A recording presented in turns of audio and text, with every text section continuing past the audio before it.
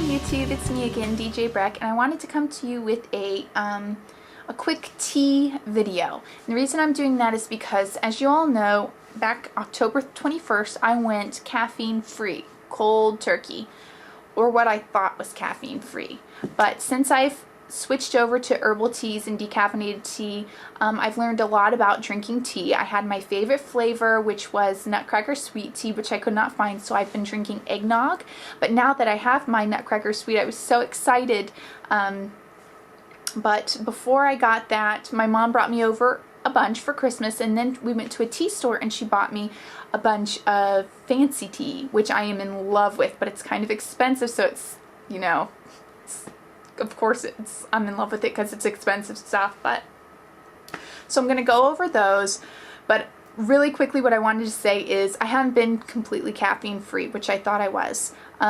All tea contains a minute amount of caffeine in it, except for the non-tea teas, which are herbal, and they're 0% because they don't contain tea.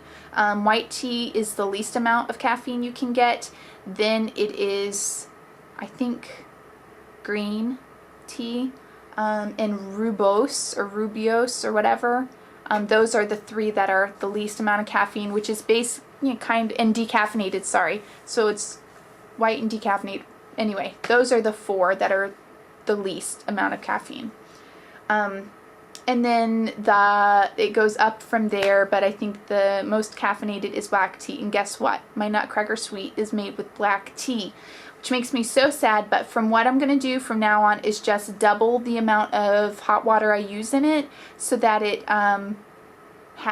will put in half the amount of caffeine, which I think is pretty good. So, and the steep time, I'll decrease the steep time. So, getting on with that, once I get through that, all I'm going to be using is white, decaffeinated, green, and rooibos, and herbal. Those are the teas I will be sticking to. So I wanted to go over the tea my mom got me and just talk a little bit about it. So she got me a tea from Teavana. I don't know if you guys already know what that is, but it's a tea store, and that's the logo. And when you get the tea, you can get it in these tins, and they put the sticker on it. And see, this one says what it is, which is Spice of Life. Oops, sorry, let me back it up a little bit. So see, it says Spice of Life, and then it tells you that it's a flavored white tea, the Spice of Life blend, and that how many teaspoons you need to use to brew a cup, at what temperature, and for how long. And so then I got this one, which is the blend of Spice of Life and Honeybush Vanilla, which is an herbal tea, which has no caffeine in it. And it tells you again what to do there. So with these, I definitely follow the recommendation of how many teaspoons, because they give you little teaspoons, or you buy them.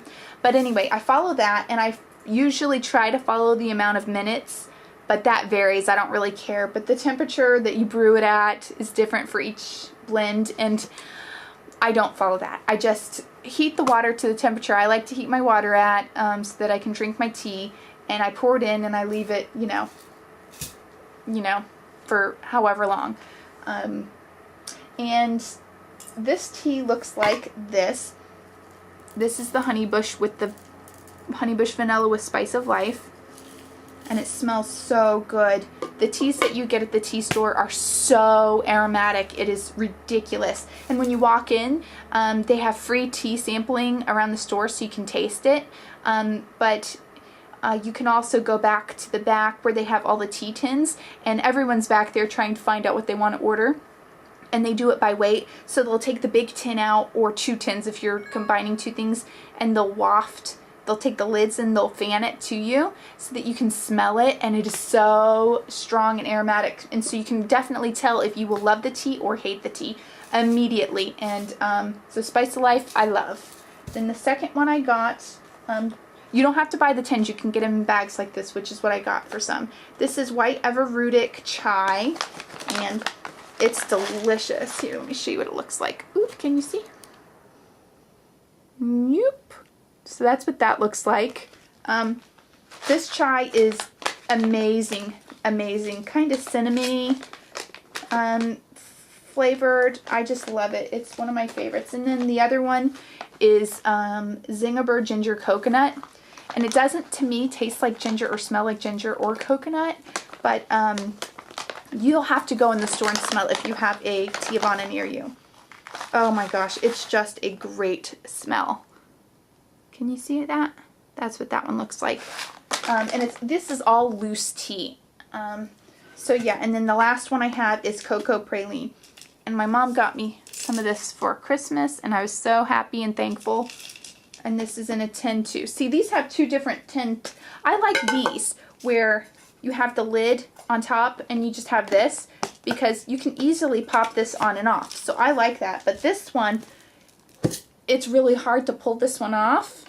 And then in the morning when I'm not feeling so strong, I'm annoyed that it, you know, I'm like trying to break my nails to open it. So that's that one. So what you do is they give you a little teaspoon measure outer, and I think this is 1.5 teaspoons, which is basically the measure of all the teas. Is basically, they all say 1.5 teaspoons. So this is measured at, it says 1 perfect cup of tea. So this is one of these for 8 ounces. But usually I do one of these with 12 ounces. But anyway, you scoop out your tea and you put it in here, and it comes to maybe right there. I mean, so this maybe is good for like a whole gallon, I don't know. But I actually already had a really substantial tea steeper ball, but the tea was getting out of the holes because the holes were bigger, I guess, and this tea is certain teas are finer and certain aren't. So I got this one, which has the finer strain on the sides, but on the top it's got bigger holes, but on the sides it's really fine strained. But for some reason, tea still seems to get out of that, maybe through the top a little bit. So they suggested I buy another one of their tea strainers that they use for their tea that they sample, which I think is like $17 or $21. I'm not sure. I can't remember. But it's a plastic pot thing, and you put your hot water and your tea in there all together, and you just let it steep for however long. And then the bottom has like this pressure released thing where when you set it on top of a coffee mug or whatever you want to put your tea in, it releases a little hole in the middle, it drips out your tea and strains it completely, and nothing else gets out but the tea water.